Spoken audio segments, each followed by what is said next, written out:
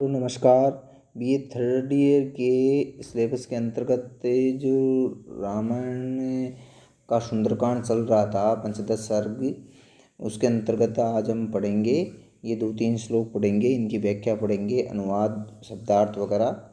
तो देखिएगा 26 जो श्लोक है वो देखिएगा। सुखार्हां दुःखसंतप्तां व्यसनानां कोविदां तां विलोक्य विशालाक्षीमधिकं मलिनां कृशाम्।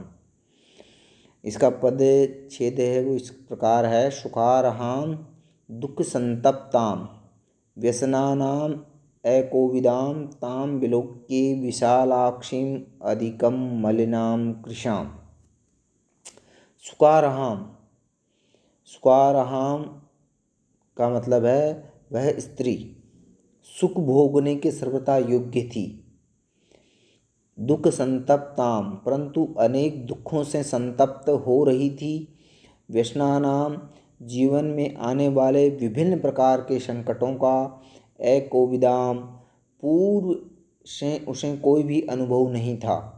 ताम उस तापसी स्त्री को विलोक के देख करके, विशालाक्षी बहुत बड़ी बड़ी आँखों वाली, अधिकम मलिनाम अत्यधिक रूप से मलिन, कृशाम दुबली पतली। अभी इस श्लोक का जो अनुवाद है वो इस प्रकार है अन्वय के अनुसार कि वह स्त्री सुख भोगने की सर्वथा योग्य थी, परंतु अनेक प्रकार के दुखों से संतप्त हो रही थी। जीवन में आने वाले विभिन्न प्रकार के कष्टों का उसे पूर्वतः कोई अनुभव नहीं था। बहुत बड़ी बड़ी आँखों वाली, अत्यधिक मलिन और दुर्बल और पतली उस ताप से स्त्री को देख करके हनुमान जी विचार करने लगे। प्रस्तुत श्लोक में बताया जा रहा है कि वास्तव में वह स्त्री दिखने में ही बहुत सुख भोगने की योग्य लगती थी, परंतु दुर्भाग्य की बात है कि वह सुख भोगने के स्थान पर अनेक प्रकार के दुखों से परेशान हो रही थी। उस पर भी बड़ी बात यह है कि इससे पहले उसे दुख सहन करने का कोई अनुभव नहीं था। आदत में नहीं होने से दुखों को सहन करना ज़्यादा कठिन हो जाता है। उसकी आंखें बहुत बड़ी बड़ी थी, वस्त्रादि से अत्यंत मलिन अवस्था में दिख रही थी और शरीर से बहुत कृशकाय लग रही थी। उस अबला स्त्री को देख करके हनुमान जी मन में कई तरह से विचार करने लगे। अब इसके अंतर्गत जो विशेष है वो इस प्रकार है। सुकेभ्ये अर्हा इति सुखारहा ताम इति सुखारहाम। इस चतुर्थी विभक्त्यंत समस्त पद में उत्तर पद योग्य होने के भाव को संसूचित करता है। दुखे संतप्ता ताम दुख संतप्ताम तृतीय तत्पुरुष समाश्रय। उत्तर पद में सम उपसर्ग तप धातु और कतः प्रत्यय से बना हुआ संतप्त है शब्द प्रातिपदिक से टाप होकर के आबंत स्त्रीलिंग का द्वितीय विभक्ति का एक वचन है। व्यसन जो शब्द है वो सामान्य रूप से कष्टों तथा दुखों का सूचक होता है। कोविदाम इस द्वितीय विभक्ति के एक वचनांत पद में मूलतः विद ज्ञाने धातु है, जिससे वेद विद्या आदि शब्द व्युत्पन्न होते हैं। विलोक के पद में वि उपसर्ग, लुक अवलोकने धातु और लेप प्रत्यय है। विशालाक्षी दोनों शब्दों में अकर सवर्ण दीर्घ से सवर्ण जो संधि है वो हुई है। वेदर भी रीति है, माधुर्य गुण है और अनुष्टुप जो छंद है जो पूरे सर्ग के अंतर्गत है वह छंद है इस श्लोक में। अब आगे श्लोक है 27वां जो श्लोक है वो इस प्रकार है। तर्कयामासीतेति कारणेरुपपादिभिः ह्रियमाणा तदा तेन रक्षसा कामरूपिणा। और 28वां श्लोक इस प्रकार है। यथा रूपा ही दृष्टा सा तथा रूपेयमंगना पूर्णचंद्राननाम शुभ्रूम चारुवृत पयोधराम। इन श्लोकों का जो पदच्छेद है वो इस प्रकार है कि तर्कयामास सीता इति कारणैः उपपादिभिः ह्रियमाणा तदा तेन रक्षसा कामरूपिणा। यथा रूपा ही दृष्टा सा तथा रूपा इयम अंगना पूर्णचंद्र आननाम शुभ्रूम चारु वृत्त पयोधराम। अब इन श्लोकों के अंतर्गत जो शब्दों का अर्थ है, एक एक शब्द का अर्थ है, हिंदी अर्थ है वो इस प्रकार है। कि तर्कयामास, विभिन्न प्रकार से तर्क करते हुए हनुमान जी ने अनुमान लगाया, सीता इति, कि ये सीता माता ही होनी चाहिए। कारण ही विभिन्न कारणों से उपपादि भी ही, अत्यंत ऊंचे लगने वाले, ह्रियमाणा हरण कर के ले जाए जाते हुए समय, तदा उस समय, तेन राक्षसा, उस राक्षस रावण के द्वारा काम रूपिणा, इच्छानुसार विभिन्न रूपों को धारण करने वाले, यथारूपा, जिस प्रकार के रूप वाली, ही निश्चित रूप से ही, दृष्टा माने देखी गई, सा मानी वह स्त्री, तथा रूपा, उसी प्रकार के रूप वाली, यम अंगना, ये कल्याणकारिणी नारी भी दिखाई दे रही है।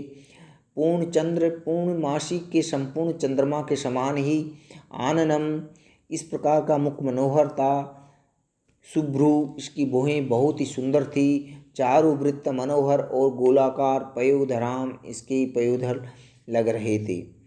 अब इसका जो अनुवाद है इन श्लोकों का, हिंदी अनुवाद है, वो इस प्रकार है अन्वय के अनुसार। पहले कर्ता, फिर कर्म और क्रिया, इसके अनुसार अनुवाद। अत्यंत ऊंचे लगने वाले विभिन्न कारणों से अनेक प्रकार के तर्क करते हुए हनुमान जी ने अनुमान लगाया कि यह तापसी स्त्री सीता माता मही होनी चाहिए। इच्छानुसार विभिन्न रूपों को धारण करने वाले उस राक्षस रावण के द्वारा हरण करके ले जाते समय निश्चित ही जिस प्रकार की रूप वाली स्त्री देखी गई थी, उसी प्रकार के रूप वाली ये कल्याणकारी नारी भी दिख रही है। अतः लगता है कि ये सीता माता ही है। इस आदरणीय देवी सीता जी का मुख पूर्णमासी के संपूर्ण चंद्रमा के समान ही मनोहर है। इनकी भुएं बड़ी और सुंदर है, इनके पयोधर गोलाकार और मनोहारी है। अब इन जो श्लोकों की व्याख्या है, हिंदी व्याख्या है, वो इस प्रकार है कि श्री हनुमान जी ने उस तापसी स्त्री की दशा देखकर मन ही मन में अनेक प्रकार के तर्क वितर्क किए। मन ही मन में सोचा कि ये सीता जी हो सकती है अथवा नहीं हो सकती है। उचित लगने वाले तर्कों और कारणों को स्वीकार करते हुए अंत में पवन पुत्र जो हनुमान जी हैं, उन्होंने ये निश्चय किया कि हो न हो ये स्त्री सीता जी हैं। उनके मन में ये दृढ़ निश्चय हो गया कि ये सीता जी हैं, जैसा मैंने सोचा था वही है। अपनी इच्छा के अनुसार विभिन्न प्रकार के रूपों को धारण करने की सामर्थ्य वाले लंकाधिपति राक्षस राज रावण के द्वारा हरण करके ले जाए जाते समय की स्त्री का जिस प्रकार का वर्णन हनुमान जी को सुनने को मिला था, कि जिस प्रकार हनुमान जी ने सुना था सीता जी के बारे में, उसी वर्णन से यह स्त्री बहुत ही मिलती जुलती है और पूरी लंका में यह अकेली ही ऐसी स्त्री थी। इसलिए हनुमान जी को निर्णय करने में कठिनाई नहीं हुई। सीता माता का मुख पूर्ण चंद्रमा के समान मनोहर और देखने वाले को आनंद और शांति प्रदान करने वाला था। बहुत ही सुंदर नारी थी वो। माननीय सीता जी की भुएं बहुत ही सुंदर लग रही थी। प्राकृतिक रूप से स्त्री के संपूर्ण व्यक्तित्व सौंदर्य की गरिमा प्रदान करने वाले उनके जो पयोधर हैं वो सर्वतः गोलाकार एवं मनोहर लग रहे थे। इस प्रकार वह सीता माता थी। अभी इन श्लोकों के अंतर्गत जो विशेष हैं उनको बता रहा हूँ मैं। तर्क धातु से परोक्ष भूतकाल की विवक्षा में अन्य पुरुष के एक वचन में तर्कयामास क्रियापद है। ये सीता इति दोनों पदों में संहिता के विषय में आद्गुण गुण संधि है।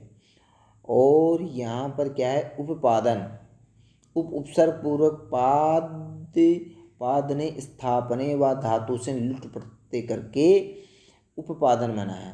ह्रीहरणे ह्रियमाणा, ह्रीहरणे धातु से स्त्रीलिंग की विवक्षा में सानस प्रत्यय का योग और नकार को नकार होकर के आत्मनेपद में ह्रियमाणा बना है।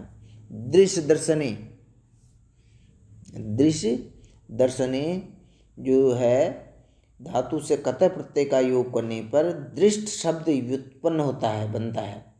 और स्त्रीलिंग में टाप प्रत्यांत आबंत दृष्टा बनता है। टाप प्रत्यय लगाने के बाद में क्या बनता है, दृष्टा।